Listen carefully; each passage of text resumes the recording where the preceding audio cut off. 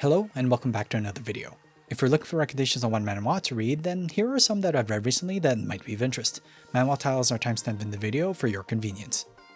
Our first manhwa for today is The Strongest Florist, a completed modern manhwa that I've currently read up to chapter 239 on. Its main character is Hwang Jae-ho. Quite the burly and big individual, he's always getting mistaken for being quite the rough character. While true to some extent, he's actually an avid fan of flowers and dreams of opening up his own flower shop one day, even to the initial dismay and disappointment of his father. Jae-ho hopes to get away from his father's influences by playing the VR MMO New World, and in there, maybe he can achieve his dream of being a florist. Prepare yourself for a journey of a man just wanting to admire flowers, but ends up being quite influential in ways that no one could have ever dreamed of. For the amount of chapters that it has, it's fun as long as you can look past Jae-ho's initial demeanor. The story is 6 out of 10. The overall goal and dream of Jae-ho stays the same no matter how far or how powerful he becomes. He will encounter multiple things that will stand in the way of his florist shop, but even once he does establish it, there are a lot of things that will try and get in the way of it as well. Something about the premise though just hooked me right in. The characters are 9 out of 10.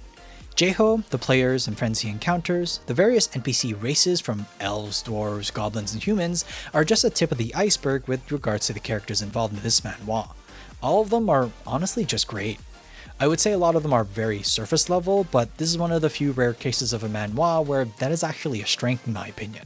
Just from that alone, it's able to derive so many memorable moments that it's just able to stick in my mind. The art is 10 out of 10. For those looking for a more typical modern MMO manhwa, this is not going to click with you if you enjoy those art styles.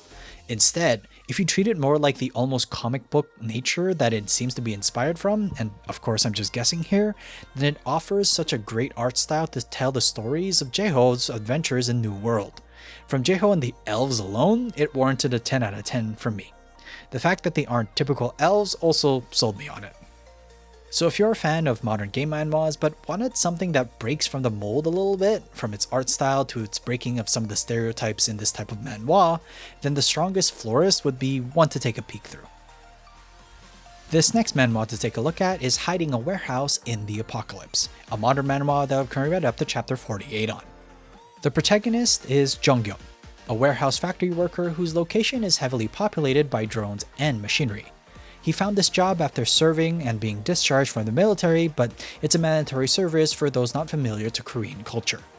Due to this sheer luck though, one day, he gets himself stuck in the inside of the warehouse and after some time realizes though that something has gone wrong outside. After seeing a screen appear in front of him, he somewhat carelessly says to absorb the warehouse facility, and to his surprise, it does. It gets acquired by his ability. Now armed with an infinite stock of various items, he will have to utilize all of it to survive in this changed world and have a chance to find his family all throughout Seoul. The story is 9 out of 10. A faster paced story compared to others in the same genre, Hiding a Warehouse in the Apocalypse is able to get through quite a lot in the less than 50 chapters so far. Jung-gyum is busy, has to deal with the realities of humans in an apocalypse, but comes to accept kindness and then grows to be quite the powerful individual. Specifics should be read through. It's a fun time. The characters are 8 out of 10. With some expected elements mixed in, what I thought would be a typical growth of system powers for Jung-gyum actually is a little bit more uncommon. His methods are very unconventional. His family on top of that are quite the interesting cast of characters, and so it actually ends up being quite entertaining from that front too. The art is 7 out of 10. For my personal tastes, I find this manhwa weirdly comedic and amusing at the same time. It's able to keep my attention with its presentation and unique approaches to the dangerous situations that Jung-gyum has to face. Otherwise, it's really just a run-of-the-mill modern fantasy style though. So if you're a fan of modern fantasy manhwas but with a protagonist that has an overpowered but unique awakened power, then Hiding a Warehouse in the Apocalypse would be an interesting one to take a look at. The World's Best Martial Arts Instructor is the name of our next manhwa to take a look at. It's a murder manhwa that I've currently read up to chapter 39 on. Ha Mu-baek is the name of its main character. Part of the orthodox faction of the typical Murim setting, Mu-baek is actually quite the strong individual. He's the sole reason as to why the individuals who threw Murim into chaos, such as the evil sect leaders, were able to be taken care of. Mubek's reward for his particular contribution? Anonymity and being assigned to be an instructor at a backwater countryside base that is meant to train cannon fodder. Only a few people at the highest levels of the Orthodox Muslim society even know of Mubek's existence and capabilities, which makes it all the more nerve-wracking for the politics of the leaders as they don't want to take the chance of Mubek going against them. How typical. The story is 7 out of 10. The goal for Mubek is to live a nonchalant life now. However, his squad of students over time make him grow in more and more fonder until he actually starts taking care of them by teaching and watching over them. Each one of his students has quite the potential and history associated with them. The characters are 9 out of 10. Mystery is what surrounds Mubek's past, and slowly but surely we get to see more and more of it. At the same time, his main 5 students also get developed a fair bit, and I can see this being more of a proper group type manhwa instead of solely focused on Mubek.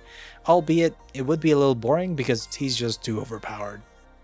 The art is 7 out of 10.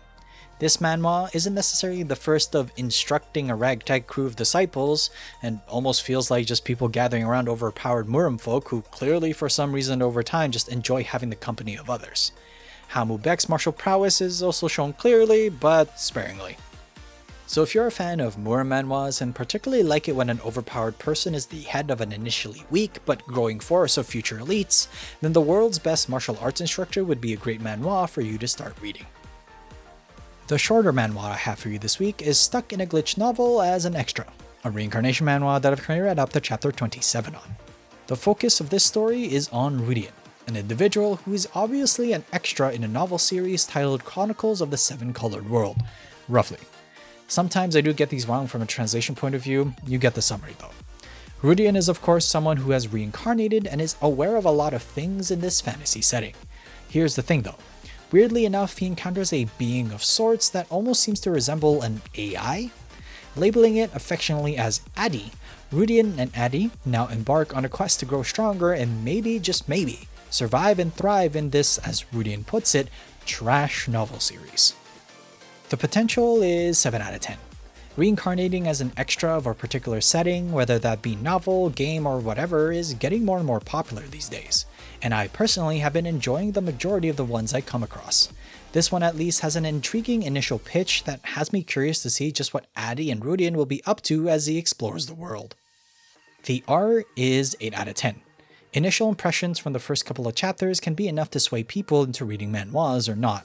At least for this one, that initial introduction to Addy, plus the following depictions of facial expressions or the useless young Lord Rudian serves, but then is hopefully able to get away from, are enough to keep me invested in its story. So if you're a fan of following newer stories and enjoy reincarnating into a novel genre but as a wallflower or extra, then Stuck in a Glitch Novel as an extra would at least pique your interest. Another week, another highlight. For those unaware, this is the section of the video I update impressions for manhwa that I've previously covered. Today's highlight is the Stellar Swordmaster, which I've now read up to chapter 96 on. Info card and description will have links to my original opinion. Vlad, our main character, has gone through quite a lot of challenges to get to where he is today. From the slums of his home Sowara, facing death multiple times, he has gone through many situations to get to where he is now, a knight under the Bayezid family. Although, with his attitude, fearless nature, and troublesome luck, Vlad has caused quite a more than his fair share of issues for not just himself but those that choose to support him. At the same time though, he has garnered many people's respect whilst doing so.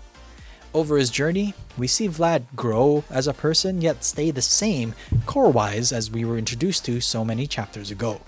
For those unaware, chapter 96 is the season end, which is an arc ending if you so will. My previous scores for this manhwa were 9 out of 10 for art, 7 out of 10 for characters, and 8 out of 10 for story. The art stays the same at 9 out of 10, as even as it's continued its plot, the beautiful representation of swordplay that I referred to originally is still very much there. And now, we even get to see Vlad's own interpretation of his world or aura that we usually see from fantasy settings. The characters, similar to the art, stays the same at 7 out of 10 as we're introduced to multiple people that guide Vlad down the road of being a knight, whilst also failing to keep him in check, which, to his credit, sometimes is not Vlad's fault. Overall, Vlad is at least a little bit more likable, but still very much a troublemaker. The story, though, goes up 1 point from 8 out of 10 to 9 out of 10, as with its season end at 96 chapters, it leaves me both satisfied with what Vlad has accomplished, yet also curious and looking forward to what he will achieve now that he has gained and lost a lot to get to where he is. There are clearly those that look to upheave the current state of the land, and Vlad will probably get caught in it. The Stellar Swordmaster has had a wonderful journey throughout its first season. With its beautiful combat art style, troublesome, likable, and intricate characters, mixed with a plot that is more than just Vlad's own journey, it's a for sure recommend for fantasy action enjoyers. Would you agree, or would you not? Comment down below your thoughts on the Stellar Swordmaster. And that wraps up this week's episode. Please like and subscribe if you enjoy the content, and write down in the comment section down below what manhwa you've been reading, as I might just take a look. Till next time though, have a good read.